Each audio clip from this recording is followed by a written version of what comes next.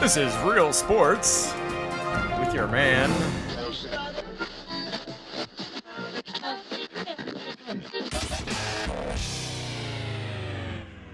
Microphone checker. I'm a wrecker. All right, for real, let's get started though. How's everybody doing out there? A rhetorical question because you can't answer me. That's why it's our podcast, not yours. I'm just kidding. We love y'all. So, we did not mention the name of our podcast last week. And it's because we were going back and forth on a few titles. And we decided to launch Unhinged Sports Talk with Andy and Chris. Yeah, that's the name of it.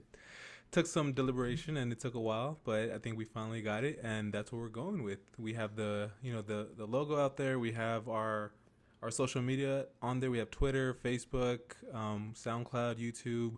We're even now on the iTunes. We're on the podcast for iTunes, so you can download us there. So yeah, we have a lot to talk about today. We're gonna get started with a topic that I'm sure is gonna get Chris very excited, and he's all giggling like a little girl. So I guess we'll get started with the Lakers since, that's going to become relevant again soon. Yeah. So we'll do a little Lakers. We're going to do, of course, we got our famous segment, Beasts or Busts. So we'll get to our Beasts or Busts when we talk about the NFL. We will carry on Beasts or Busts once we start the NBA season, but for right now, we'll stick with the NFL. And then we're also going to talk a little Warriors. Saw some things I liked, saw some things I didn't like, saw some things that would concern me if I was a Warrior fan. And we're going to talk a little Rams, a little NFL, a little fantasy. For those of you that did not pick up, I believe it was Crabtree, right? I said you need to kick yourself in the face if you didn't get Crabtree. I believe so. But so anyways, I mean, just in the sense to argue, I'm going to say no, you did not. Okay, so I'm going to post poll question, did you kick yourself in the face?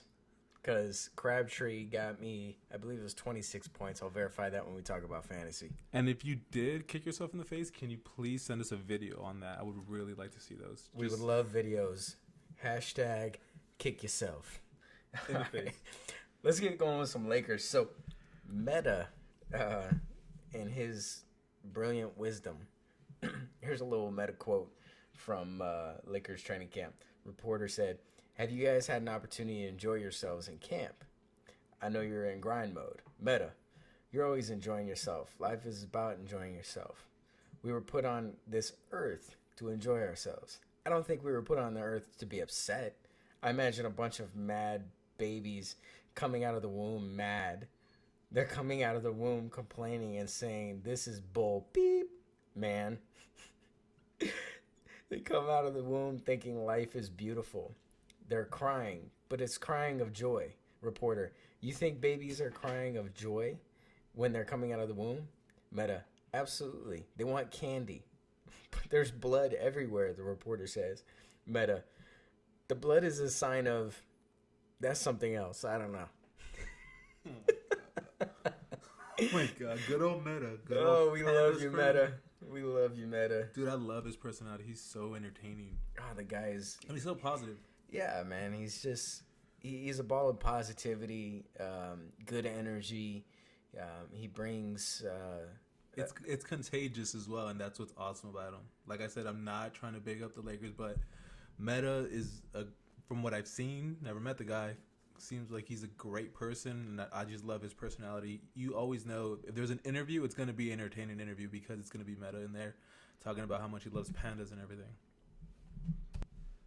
All right, so now to your favorite part of the segment, Chris. How do you feel about Lakers training camp and how they're looking? You worried about anything? You excited about anything?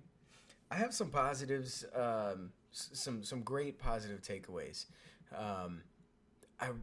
One negative is I'm curious what's going to happen with Nick Young. I think he could flourish. Yeah, I think he could flourish in a Luke Walton offense. But he's been so quiet in training camp. It could be a good thing. Maybe he's just working hard and getting back to his old self. I would love to see it. I think LA would love to see it as well. So D'Angelo Russell is really stepping into a leadership role. I feel like he's taking the reins of the team. He's got the coach's trust. He's got the team's trust. And, everybody's really looking to him to take control. All right. Sorry to interject, but do you think that's him maturing from from the mistakes he made last year and learning from those mistakes? Or do you think that's all because Luke Walton's here and Luke Walton's kind of taking him under his wing? I think some of it's Luke Walton. I think some of it's D'Angelo just maturing and realizing who he is to this team, who he needs to be for this team and for this organization. I think part of it also is credit to Kobe. He spent a lot of time with Kobe last season, just learning the mentality, what it takes to be a winner, having that fearlessness to take the game-winning shot, even if you just airball 3 shots in a row. And then finally making it one time and talk about you have ice in your veins. Yeah, I remember that. Hey, but he had ice in his veins, man. But still had one of the worst records in the division. Yeah, but it's not all on him. It's a young team. We could go back on last season, but I really want to focus on, what do we look like going forward? Now, I feel like we have some good young leaders with D'Angelo, with Julius. Julius is really coming into his own. The guy is just physically gifted. He looks really good in training camp. He's finally got that 3-point shot going. Dude, how tall is he? He seems a lot taller than what I would have expected. He's listed as 6'9", but I swear seeing him on the court, he looks like 6'10", 6'11". I mean, he's a big boy. So you think he's lying, kind of like KD says? Doesn't KD say he's actually like 6? Like what is it, like 6'9", 6'10"? But he looks like he's like 7. Right. He looks like he's about 7'6", right. with like a 10-foot wingspan. Yeah, cause I saw a picture like a couple months ago when he was, I don't know if it was with DeMarcus Cousins. It was a center, and when they were getting ready for the Olympics, and and I saw he was like the same height as one of the centers, but Kevin Durant's always adamant that I forgot. I think he says he's like 6'9" or 6'10". I just thought it was funny. All right. Pleasant surprise in training camp has been Marcelo Huertas. I'm surprised. I thought Jose Calderon would have had the number 2 point guard spot locked down, but Marcelo, man, he's doing his thing in training camp. He came fit, ready. He looks like he put on a good 10 pounds of muscle. He's nailing his shots. He's leading in assists during the scrimmages. He looks really good defensively too. He's taking it up a notch. He was already a pretty solid defender, and he's taking it up a notch. So, Laker fans, we got a lot to look forward to. I'm really, really excited about the first preseason game tomorrow night against Kings. And we finally get to see, I don't want anybody to watch this game and say, oh, man, well, they won or they lost, or let's not get tied up in that. It's preseason. Right. Well, even if it wasn't preseason, what I really want us as Laker fans and as LA to do is get behind this team. Let's watch and see how they play together. Don't expect you guys to win, like half of the games or be playoff contenders right now. You guys need to develop. You guys need to learn, have your team learn and, go through those bumps on the roads and lose by, get blown out by like 30 points and have that, light a fire into them and want them to, win the next 10 games in a row.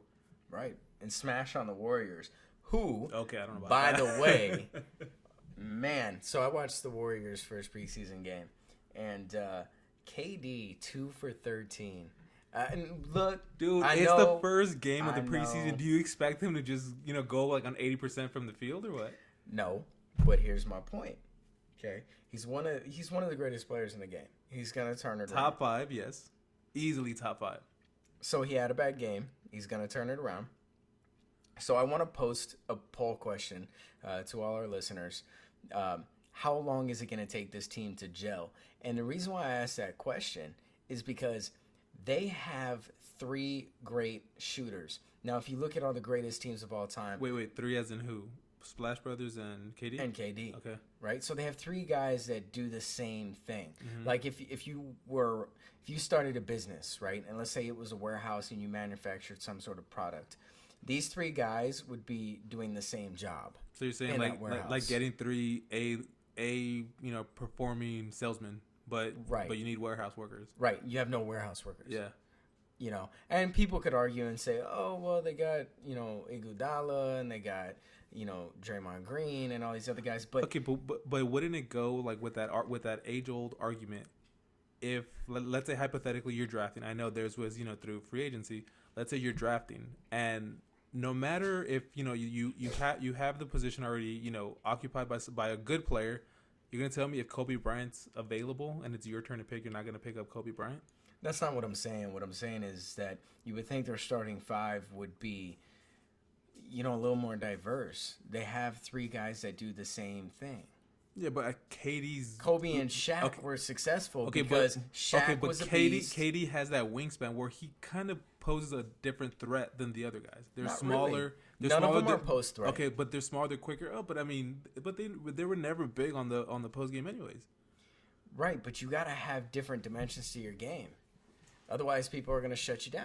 Okay, but Why are the Lakers one of the few teams that beat the Warriors last season? It's a very simple because answer. they got lucky. No. They got lucky. Nope. They got lucky. Nope. You're It's never a gonna very let this simple go answer. for the longest time. No, it has look. It could have been the Suns. I don't care. If the Suns would have beat them and done the same thing the Lakers did, I would have said the same thing. Okay. Well, it's kind of The like Milwaukee Lakers beat them, right? The Lakers shut down the 3-point shooting and took them to the post. The Warriors are not very good in the post. Everybody knows this. You talk to any analyst, any NBA player, they'll all tell you the same thing. The Warriors are not a good post defense team, right? And so the Lakers just took it to the hole.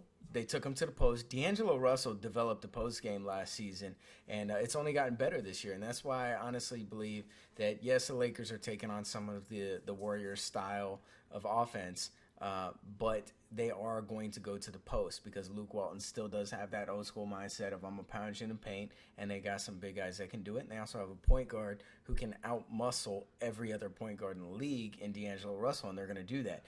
Okay, so answer me this. Why did they draft Brandon Ingram? This guy is so skinny. He looks like he's going to break if he's running down the court. He's deceptively strong, man. I mean, if you watch him in the scrimmages and stuff, even if you watch him in college, what he does is he uses his length and his body to bounce off of guys, go into the paint, and get to the rim. He's a much more physical version of Kevin Durant. Kevin Durant doesn't like contact, but Ingram does. I got a question for you, though. A lot of people say Ingram needs to put on weight and muscle ASAP. What do you think? Oh, I completely agree. Heck yeah, he does, dude. He looks like he needs a sandwich out there, dude. He's so skinny. He looks like Paris Hilton if she threw on an NBA jersey. Okay, so now let's talk about this then. I don't want him to put on an ounce. I want it to come naturally. Why? Ben Simmons out. Oh yeah, dude. That's you guys lucked out on that. Fracture in his foot, right? Okay, so here's the key. Do they know how long he's out for? They haven't said Not yet, yet? but he's Okay. going to have surgery. So you have to figure at least 6 to 8 weeks. Yeah. Okay, so here's the thing that a I would lot say of if not people aren't more. talking about. Yeah, here's the thing a lot of people aren't talking about. He put on 33 pounds in a very, very short period of time. Between the time he was drafted and the time they started camp, he put on 33 pounds. Oh really? I didn't know that. Most athletic trainers, people started tweeting. Trainers started tweeting. I follow some athletic trainers on Twitter, and they've been saying, Well, I mean, 33 seems like too much. Yeah. yeah, they say that's what happens when you put too much weight on a guy too quick. Yeah. And everybody's saying, Ingram, take your time. The weight is gonna come naturally. No, Let it come to you. I agree that Ingram should put on weight before he gets out there, but I don't think 33 pounds worth. I think he at least minimum 15 to 20. Yeah, I think if he put on, maybe 10 to 15 pounds of muscle, he'd be good. But I don't think he needs much, man, because he's already banging with the big dogs. Not even muscle, like even just some fat in there, dude. He's too skinny. Yeah, but you don't want to slow him down either. Dude, he looks like a praying mantis out there with the basketball. Right, but he's silky smooth. So I if know you how start putting silky on smooth fat, that- you start putting on fat, or you start putting on excess muscle. Okay, but on him, fat's not going to look like a big difference, if you're talking 10, 15 pounds. Yeah, but it's going to slow him down. Kobe Bryant Not was if, told... not if he, learns how to adjust as he's putting the weight on. Right, but here's another thought. Okay, but here's a thought to counter that. Wait, how tall is he? 6'8". Okay, 6'8". Okay, 15 pounds is not gonna be Right, but much but different because he's here- so tall either. Right, but hear this out. So Pau Gasol, when he came to the Lakers, he had problems with his ankles, and Kobe told him, he said, every 5 pounds is another 50 pounds of pressure. You have to think about another 50 pounds of pressure on your ankles. And Yeah, I get that. Okay, and but Paul's Paul, like, okay, well, okay, well, that Paul's a doesn't- little older, where this young guy, I think his ankles could handle it. Right. So what Pau did was he went and he dropped 15 pounds. And dropping that 15 pounds, he said he felt 1,000,000 pounds lighter. He was Yeah, it lighter on makes his a difference, feet. yeah. He was able to get to the basket. He was able to get rebounds, blocks, etc. And so it changed things for him. So 10 to 15 pounds, you know, it might not sound like a lot, but when you're somebody that is bouncy, No, like I get you. Ingram, And a professional athlete, you know, run up and down the court, it's gonna wear you out more, and it's gonna do some more damage on your body. I'm just saying, I think he's way too skinny, and I still think that he should add some more weight to himself. Yeah, definitely.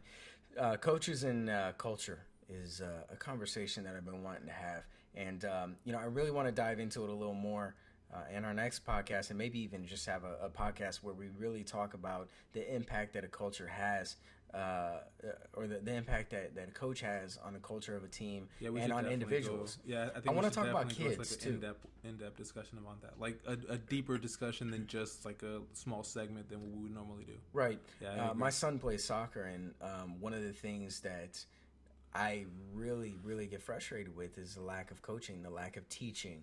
They're not being educated on the game. It's just like, go, run, kick the ball, get it, go, Good run. job. Just a participation trophy. Right. They're all not yeah. even playing with goalies now. Oh, really? I'm not going to put the league on blast that's doing this, but it's frustrating, and it's frustrating him because he wants to learn how to play the game better. I think coaches really need to understand the impact that they have, and you know, the blessing that it is to be able to teach kids.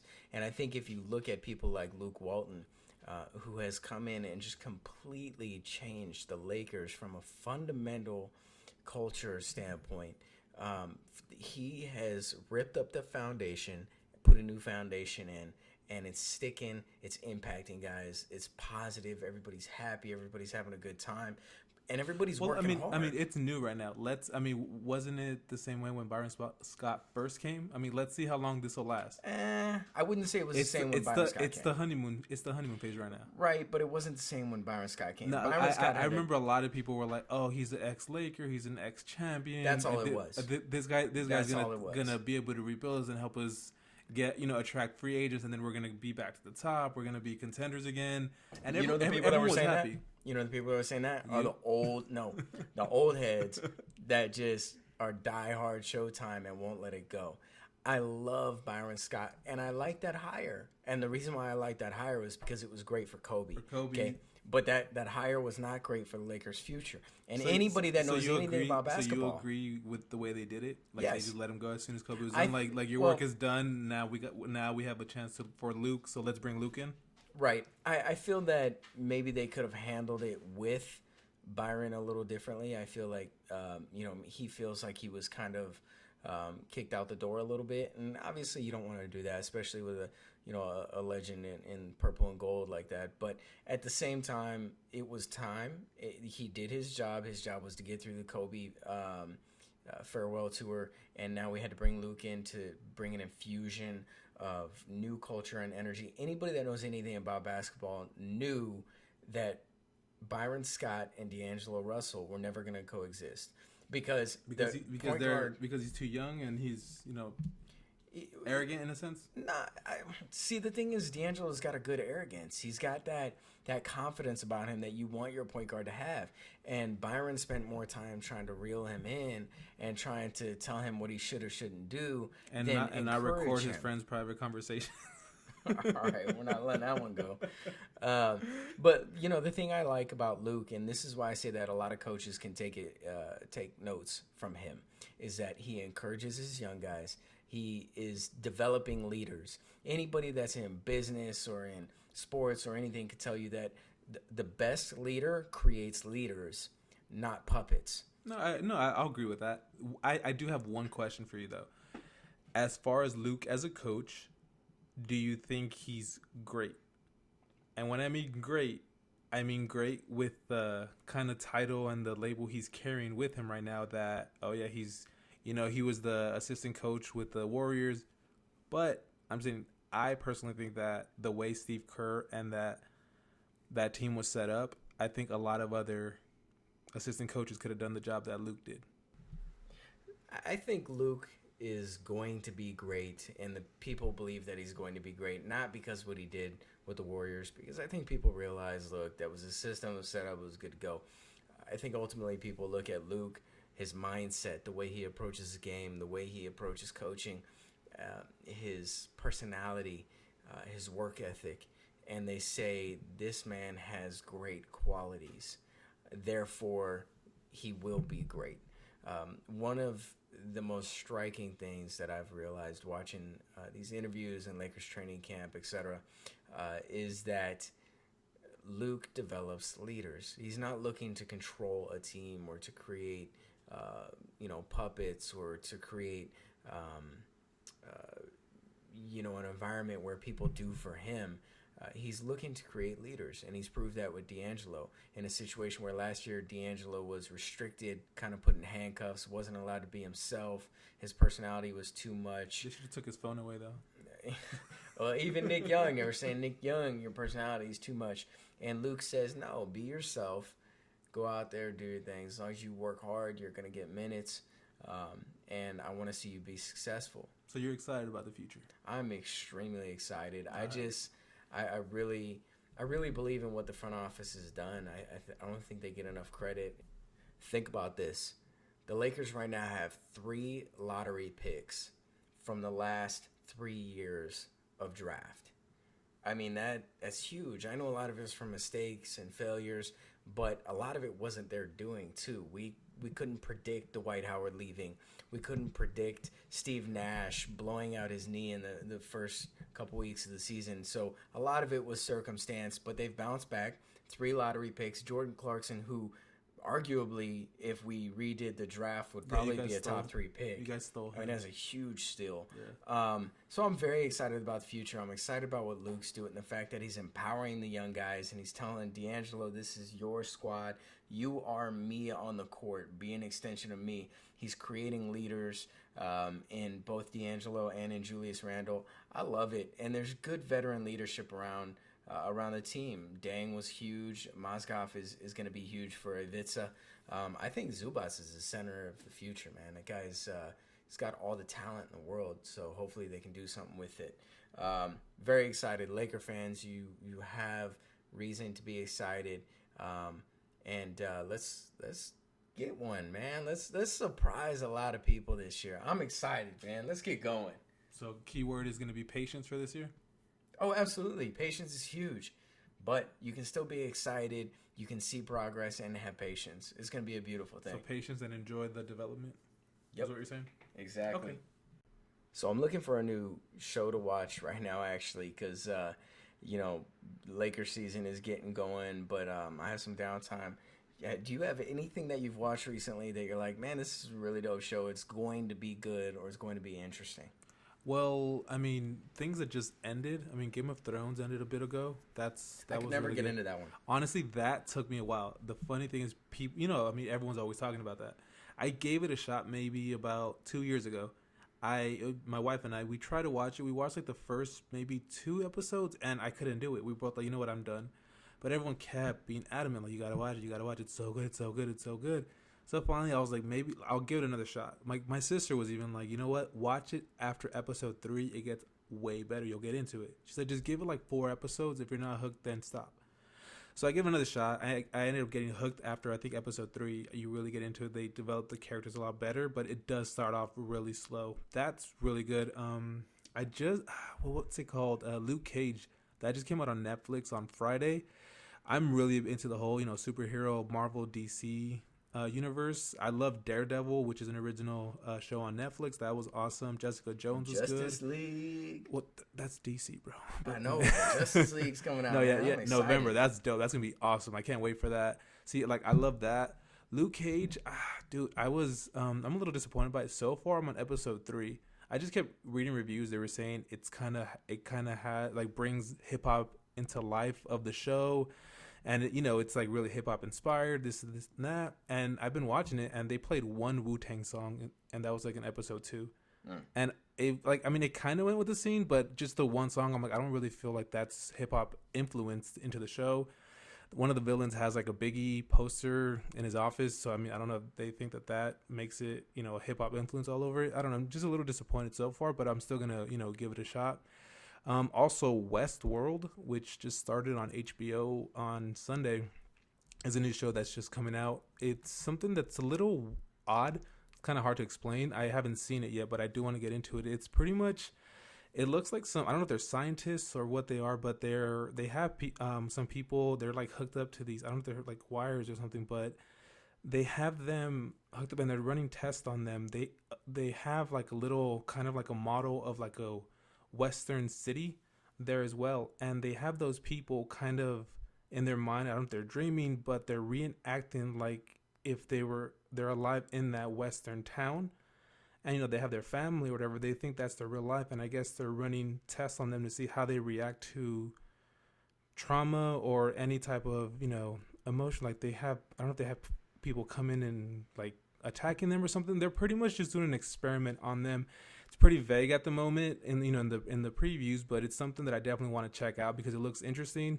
It actually has the highest ratings so far for a debut since True Detective, which is an awesome show on HBO. If you haven't seen that, you should watch season 1 especially. So it's odd, like the Rams being 3-1. Oh my god, dude! I know. I don't get. I'm excited. I love it. The Rams are 3-1 on top of the division. About time. Can we give it up to the Rams for that? I can't. Why not? I'm sorry. I cannot give it up to the Rams. They're beating good teams though. No, they're beating teams that were good last year. No, they beat Seattle. Look, Seattle. I'm not trying to hate on the Rams. Seattle is 3-1. You're telling me that they're not good?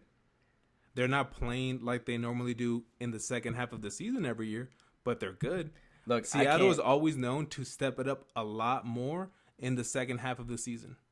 I'm rooting for the Rams. I want the Rams to be successful. I'm excited about them being in LA. It gives us something to root for in LA. But hey, the Dodgers, we can root for the Dodgers, right? Yes. I mean, as far as football is concerned. Yeah, I know, I get you. But I cannot get over the fact that their games, up until this last week, their games have been boring, and they're not pretty. Yeah, I get you. And Todd Gurley's not finding the whole dude. What are his stats? I'll pull up the stats right now and I'll go over them. But he's not producing the way he should. The funny thing is, in one of my drafts, I had the 4th pick, I think, and I spent like the whole 2 minutes trying to decide okay, do I get him or David Johnson? And then I picked David Johnson. One of my friends was like, why wouldn't you pick up Todd Gurley? You had the shot to get him. And I'm like, honestly, I'm a little worried. And I'm a little kind of hesitant about it because of the move to LA. I don't know how it's going to affect him and affect the team. I don't know what's going to happen, and I don't know if he's going to produce or if he's going to have like a sophomore slump. He's not really known for, being an excellent receiving back, so I was a little worried about it. And I'm glad I passed on him and I got David Johnson because David Johnson been putting up over 100 yards of scrimmage yards every game. I mean, he's not, if he doesn't go for over 100 yards rushing, he'll go for 80 and then 40 yards receiving. So, I mean, he's putting up good numbers and he's helping me out a lot, which is not, the same thing that we could say for Todd Gurley. Yeah, I mean, here's the thing. The Rams being 3-1, when you look at the grand scope of the league, is really not that big of a deal when you look at the fact that here are your first place teams. Eagles, Vikings, Falcons, Rams, Patriots, Ravens, Texans, and Broncos. The Broncos are in first place. You got to be kidding me. What? I mean, they're defending Super Bowl champs. I mean, it's not that surprising. I mean, the Raiders are 3-1. Yeah, I think the Raiders are going to end up passing them at some point. I think the Raiders will. The Raiders have a good young team. Yeah, I mean, if the Chargers could hold on to a lead, they would be in first place. But I mean, they've lost. They've had a lot of injuries. They had what's that guy's name? Yeah, well, they had Keenan Allen go down week 1, then they had Danny Woodhead go down week 2, and then those are key. The defender too, Manti Te'o. What's that? Yeah, Manti Te'o. Yeah, Manti Te'o. There you go, him. But I mean, still, come on, man. You're blowing leads every week in the fourth quarter. Less than 5 minutes left. It's just getting ridiculous. Okay, all right. So I found the stat. So Todd Gurley rushed for 19 attempts against the Cardinals, and guess how many yards he had? 50. 33. Average of 1.7 yards per carry. Oh, that poor guy, man. He's struggling, but I still believe it's not his fault, man. He needs a better offense. He has the talent. Yeah. Hey, Case Keenum has been putting up numbers. Case Keenum's been throwing some touchdowns finally. I mean, I guess he probably heard the podcast and wanted to shut us up, but I mean, He didn't shut me up. I'm still gonna say he's throwing to ghosts. He's still not a good quarterback, and I still want to see golf. You said you wanted him to throw touchdowns. You said you wanted him to throw down the field. And the funny thing is, the first play of Game 3, what does he do? He throws downfield and goes for a touchdown. Right. That's all I'm saying. Is that obviously he's not. I mean, he still has, I think, the second lowest QB rating in the league. I think he's second to last. Right. So it's safe to say that Keenum's listening to the podcast and wants to shut me up. Pretty much, yeah. But I mean, I don't think it's gonna happen because I don't think put some respect on my name. We should get that soundbite. Oh man. Okay, one interesting, well, not interesting, it's kind of a bad stat that I want to bring up is Ryan Fitzpatrick. How do you think he's been looking the last couple of weeks? 9 picks, dude. That's crazy. No, yeah, 9 picks over the last 2 weeks. Just in the last 2 weeks, he has 10 picks in the season. What, game 4? So he had 1 interception caught in the first 2 games. And after that, he's had 9. The head coach said that he still wants to run with him, and he doesn't see any who you going to put in, Gino? I mean, dude, come on. I kind of feel bad for the guy. Remember how he was going to start and he was going to be the quarterback for the Jets, and then as soon as he got punched in the nose and his nose got broken. As soon as he was throwing picks and throwing No, it to nobody. No. He got in a fight with his teammate. His teammate broke his nose, and then after that, he just sat down, and then Fitzpatrick never gave up that spot again. Yeah, Gino's just, I mean, the guys are working hard and they're trying to be successful in their careers. And, our podcast, we've made it a point to not dog people. We don't want to dog people for ratings. We want to just put the stats out there. And if guys are not playing up to their potential, or if they're just terrible, then they're terrible. No, we're gonna call it out. We're not trying to dog anybody, but if I'm being honest, Gino just is not an NFL quarterback. Maybe he can go to Canada and be successful there. Or arena football. No, but I think he'd be great in arena. No, honestly, I just thought it was funny how, because I remember that season was like, okay, this is going to be his year. He's going to come out. They're going to give him his shot. And, he's going to finally lead the team. And we'll see what he could do. And then, boom, gets his nose broken. And, okay, now he can't play for a couple weeks. How about the Panthers being 1-3? So do you believe that the refs that there's a lack of protection for Cam Newton, or is this just people throwing? Well, they took him out this last game. I mean, it took kind of an uproar of people complaining that they let him finish the game in week 1 against the Broncos when there was clearly a head-to-head hit. Right, but how much of that do we put on his team, his coaching staff, his medical staff? I mean, why are we putting it all on the refs? Oh, no, I definitely think the medical staff should have stepped in because they're supposed to have third-party physicians on the sideline that are there and are neurologists, and they're supposed to take them out if they see something that's a hit that's kind of concerning. They should have definitely took them out. But I also believe that the refs have a big say in it, and they should have stepped in and said, you know what, even though you want to continue, you should probably step out at least for a bit. Even though the game was on the line, I think his health is more important than him having a concussion and having long-term injuries in the future. Yeah, absolutely. Oh, yeah. But, dude, like you said, with the Panthers, I just think it's so crazy how the Panthers and the Cardinals, the 2 teams that were in the NFC Championship last season, are 1-3. I just have a question. Do you think that either of them will turn it around, or who do you think will turn it around from them two? I think the Panthers will get it figured out. You think so? Yeah, they're. I mean, you look at the Seahawks, and Seahawks are 3-1, but it's been ugly for them. Panthers are 1-3, but they haven't looked terrible. Cam's just getting rocked, man. I mean, he's taking a lot of hits. Their defense isn't looking as good this week like they did last year. The one thing, I saw a bunch of memes of Josh Norman where he's just like the Kermit, where he's just like this Tito. Because they're asking him, they're like, how do you feel? Do you feel like they should have re-signed you? And he's like, you know what? I'm just going to kind of keep that to myself. Because did you see Julio Jones?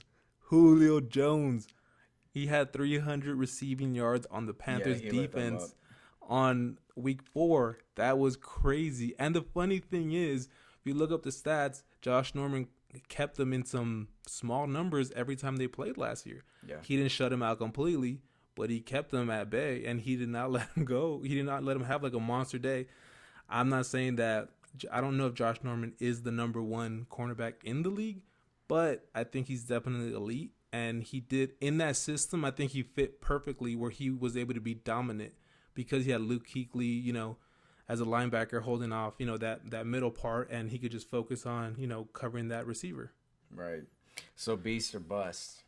It's that time. Yeah. Oh, wait. All right. Before we actually continue with that, I did want to just acknowledge one thing. I listened to the podcast from last week, and I wanted to make a correction. I kept saying Alshon Jeffries and Kristen Michaels. I made a mistake too. I know. I just wanted to correct. I'm aware, and it's Alshon Jeffrey and Kristen Michael. No S's on the end of either of those 2 last names. My mistake. You know what's funny is I was listening to it and I was like, wait a second. I said with Jeff Fisher, I knew that it was 28 and 37, but for some reason when I said it was 38, wasn't it? No, it was 28 and 37 as a Rams head, and he said 20, head coach. right? And I said 20. Yeah. And I was listening back to it and I was like, yeah. Why did 20 come out of my mouth when I knew what it was? It was funny. I caught that too. We were looking at that stat together. We pulled the stat. Oh, man. And I didn't realize until after I was listening to it. I was like, oh, crap. We already kind of uploaded. Oh, well. Yeah. So you guys are going to have to bear with us. We're learning. It's a work in progress. We're going to get better. Yeah. Especially with our enunciation. So back to kicking yourself in the face. I really want to know. Send the videos. I really want to know who went and picked up Crabtree if you don't have him. Because here's the thing. 32 fan points is what he got me this past weekend. And he's been... Oh, so by the way, this is a PPR league. Yeah. The scoring is different. Right. And I drafted... I picked up Crabtree off of the wire, right? But I had drafted Macklin from the Chiefs. And he has been terrible for me. Not consistent at all. Nowhere near his projected numbers. Didn't you say the same thing about Fuller? All right, we're not going to go there. Right? Okay, but what did Fuller put up this week? 25. Okay, he still didn't put up as much Crabtree. But you were complaining. Complaining about it. Right. That's all I'm saying. Right. So Fuller, he's going to be hit or miss. He turned it around last week. He had a big week. He's only had one miss. Right. So, here's the thing. He's going to start now over Macklin. We're talking about a number 1 receiver for the Chiefs is about to get benched on my team, and I'm putting him on the trade wire. So if anybody wants to throw something at me, I need a solid running back. But the Chiefs aren't doing as good as they did last year. Honestly, the one thing that's making Fuller a beast and a candidate for Rookie of the Year is the fact that the teams are double teaming DeAndre Hopkins. So because they're double teaming DeAndre Hopkins and Fuller is a monster to run downfield, he's fast. He's kind of not exactly like a Deshaun Jackson where he just run and beat people down the field. So he just runs. He has double coverage on the other side on DeAndre Hopkins. So he just runs, and then Brock Osweiler just throws the ball downfield. So he's gonna put up big numbers, and in one play he can get you like 50 plus yards, right, and maybe a touchdown. You want to know something funny? John Brown, You're welcome. I saw him. I threw him out. You did not throw him out. He was on my team. No. He was on my team. Okay, so you dropped him. I'm just saying I dropped. No, I know. I'm just saying I dropped him into. Anyway, so he was doing terrible, right? I wish I kept 1.55, 2.15, 11.50. And I was looking at I was breaking down him as a receiver, his touches, his targets, etc., and looking at his matchups. And I really desperately needed a solid backup receiver. So I was like, let me give this guy a shot. So I picked him up, and then I decided to put him in as my wide receiver running back, combo role. And I put him in there, and this week he got me 24.90 fan points. Huge week. Hopefully he keeps it going. Yeah, he's finally coming back. Right. So I think he's going to be consistent. If you guys want to pick him up, I think he'll be a good pickup if people dropped him when he wasn't doing too well. Here's another one, though, that's been really consistent. I had him originally, and then I dropped him, and then I just picked him up again because I'm going to drop Macklin. Michael Thomas from New Orleans. So he's been really consistent all year. 10. No, he's been good. Yeah. 10 week 1, 8 week 2 was not too good of a week, but then he had 18 and 15 in weeks 3 and 4. He's got a bye week in week 5. It actually might be a good opportunity to pick him up. People might have dropped him, or he might just be sitting there on the wire. Michael Thomas, New Orleans, pick him up because Drew Brees is gonna have a huge season. Yeah, Drew Brees is always putting up great numbers. He just became the 3rd, 4th, or 5th highest passing yard quarterback. He just broke one of the records a couple weeks ago. He did one player. I made it. What? You keep banging your phone on the. Go ahead. Okay? So one player. All right, one player that I did that I made a trade for, and I mentioned it last week, was Allen Robinson from the Jaguars. I traded him for Alshon Jeffrey. I had Jeffrey before. Got Robinson. Robinson had 0 touchdowns at that point, and then since I made the trade, I'm glad I did. That first week that I had him on my lineup, he had 57 receiving yards and 2 touchdowns, which is awesome because those touchdowns give you those extra points. Then second week, he had decent 55 yards and 1 touchdown, but I know Jeffrey hasn't been doing too well, so I'm glad I made that trade. That's the one player that's kind of been helping me out a lot. And then also David Johnson. Matt Forte hasn't been doing too much this time, and what did kind of upset me was that I started Matt Forte, and a part of me was like, you know what, just start Jordan Howard, because I got Jordan Howard off the waiver wire, and I have Kristen Michael, so they just start either one of them. Both of them put up better numbers than Matt Forte, so I was kind of kicking myself in the face after that one, because I could have, I still won my week, but I could have gotten a lot better. I'm just trying to, I'm on this other league. I'm in place 2 out of 12. So I'm just trying to get to that top spot. So I'm just trying to get, add my points up a little more. But other than that, yeah, Jarvis Landry didn't do too good. Mike Evans, even though Mike Evans played the Denver Broncos defense, I guess they kind of held him at bay a little bit. What about you? Anybody else? Matt Jones. Who? You should tell the story of it. Tell the story. So I called him. I texted Andy and I was like, dude, I picked up Mike Jones. And he killed it for me this week. And he goes, who? And I said, Mike Jones from the Redskins. And he goes, who? And then he sends me a meme with the Mike Jones video where he's like, who, Mike Jones? I was like, you mean Matt Jones?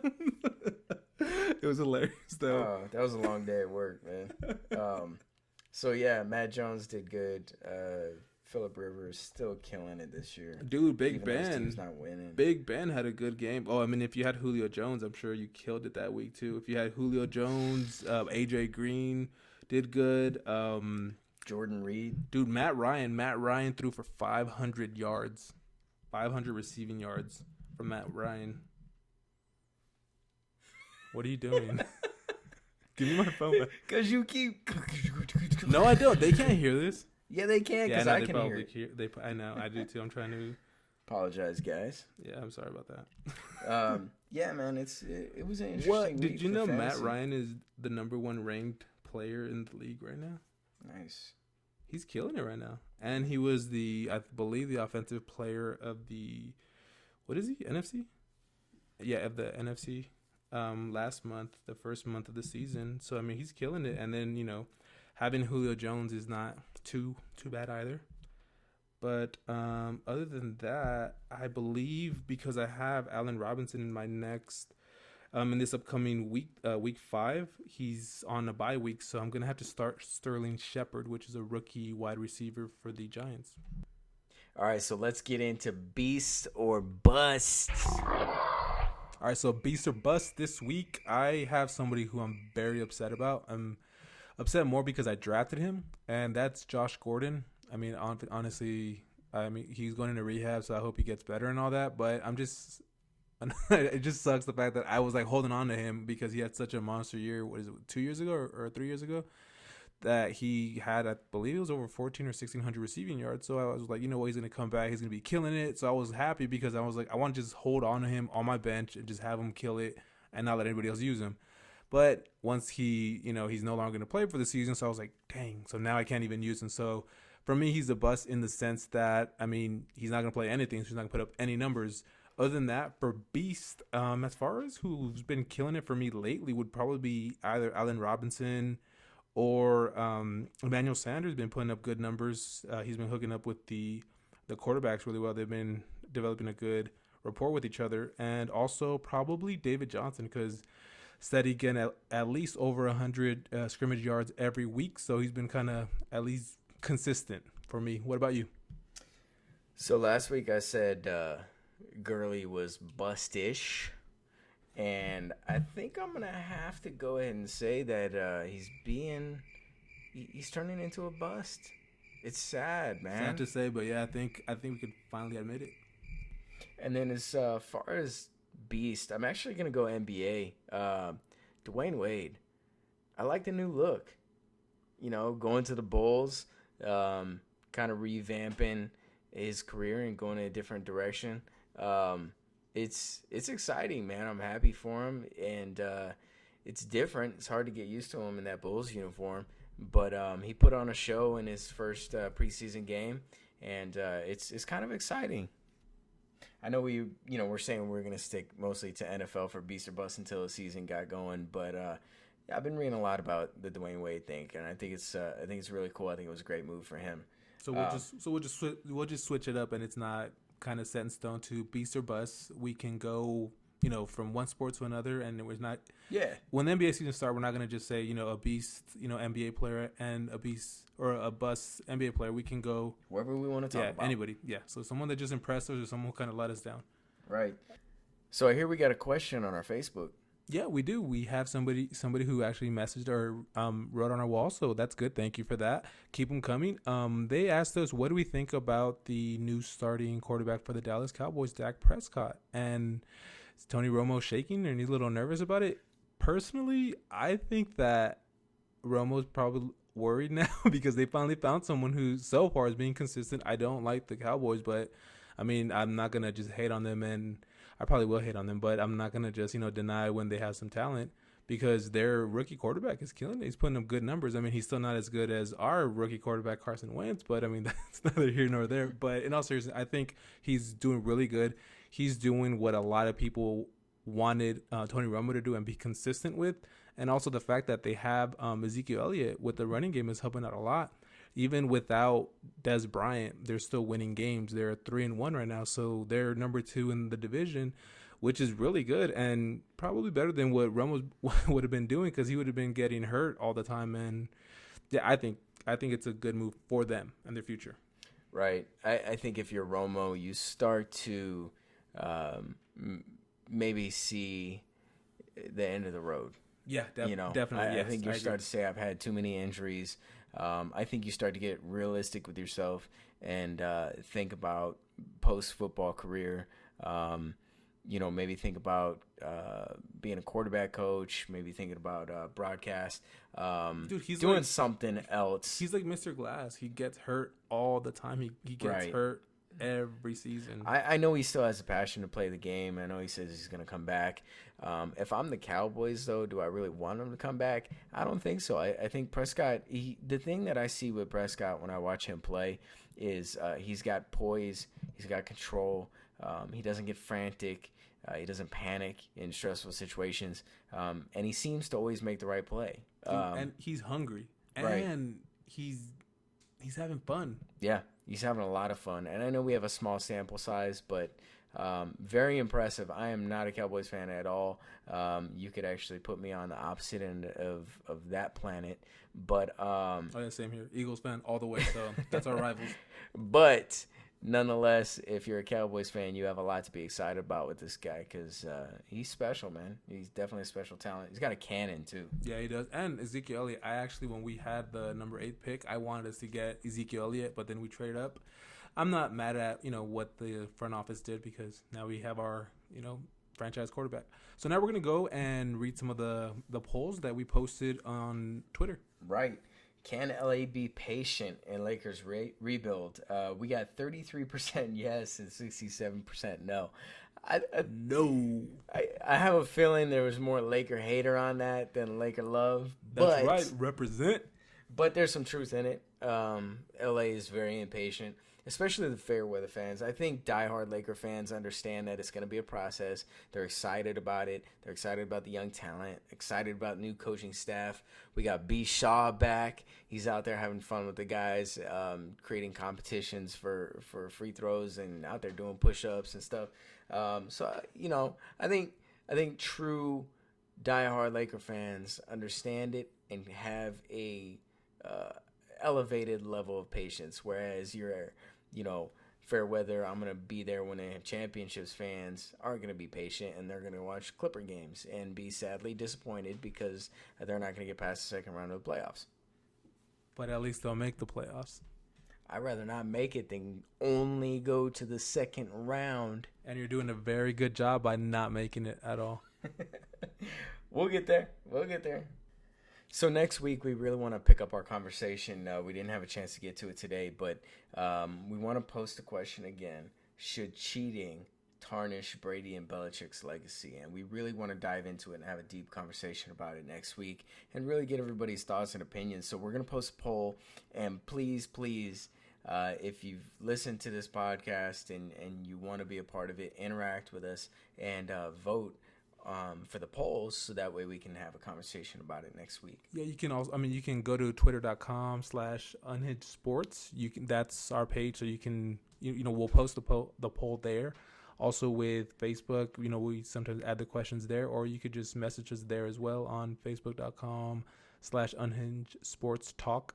And then we're going to also we're going to post another poll and go over the question, would your perspective change about Jordan or Kobe if they were caught cheating? So we're going to go into that. We'll have the yes, no, or, they're the two greatest regardless. So I wouldn't look at them any differently. We're going to dive into that question as well. And yeah. It's been fun, guys. We are really, really, really excited about this podcast, and we really appreciate everybody that's been listening, all the support and all the love that we've been getting. We just kind of up and started this thing out of nowhere. Nobody was expecting it, and to have this much support and love, this much support and love this quickly is really inspiring and encouraging and getting us going in the right direction. So we really appreciate you guys, and we really want everybody to be involved and interact with us. Twitter is the best way to do it. We're gonna put polls up all the time. Shoot us questions on Facebook, so that way we can interact with you guys. We want it to be a community thing rather than just Chris and Andy talking at a microphone. We want to hear your guys' say on it. We want to hear your views. If you disagree with us, let us know. Just let them, you're wrong. I can't believe you're thinking this way. Or give us some facts. Like, you said this, but I think this way. And give us some dialogue. We want to hear that. We want to hear from you guys. I've had people texting me and say, hey, this was good, or, we like this, or you guys should talk about this, which is great. We want to hear that feedback. We want to hear what you guys have to say. And like Chris said, we really appreciate all the love and support that we're getting from this. It's something that we talked about for a while, and we kind of just said, let's just go for it. Let's just do it, and let's see what happens. And we're getting a lot of, good feedback from everybody. So we appreciate it. We love it. And we thank you guys for all the support and all, for you guys either reposting or liking our stuff. And, thank you guys for listening. We appreciate it, and we're going to keep going.